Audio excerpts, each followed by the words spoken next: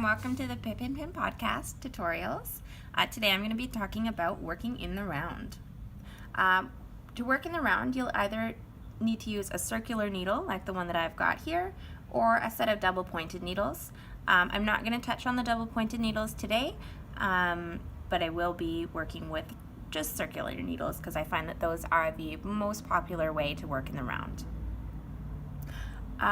When instructed to join in the round, the most important thing is to make sure that there isn't a twist in your knitting. Now what that means, right now, see how all of my stitches, I've already cast on all of the stitches that I need for my project. So all of my stitches here are laying the same way. So when we go to knit, it's all going to be in the same direction. If we had a twist in our knitting, it would look something like this. So there would be a twist in where it should be, and that will not work. That will make it so that there is a twist in your knitting tube. So instead of having a straight tube, you're actually going to have a tube with a weird little knobbly thing in it. It's not going to work. Single most important thing is to make sure that your knitting is not twisted. Double, triple check this before you start joining your work.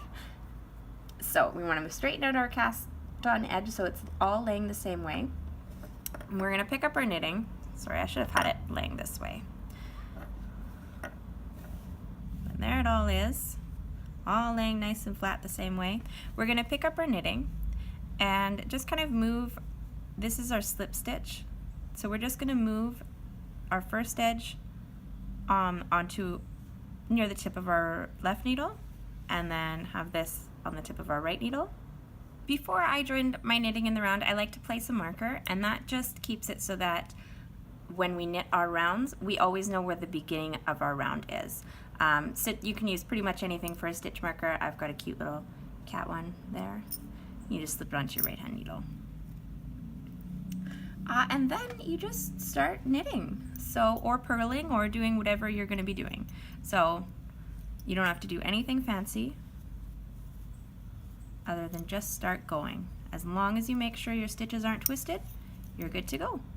So then you just keep knitting around and around and around. When you come to your marker, just make sure you slip it, and that's about it. All right, thank you so much for joining me.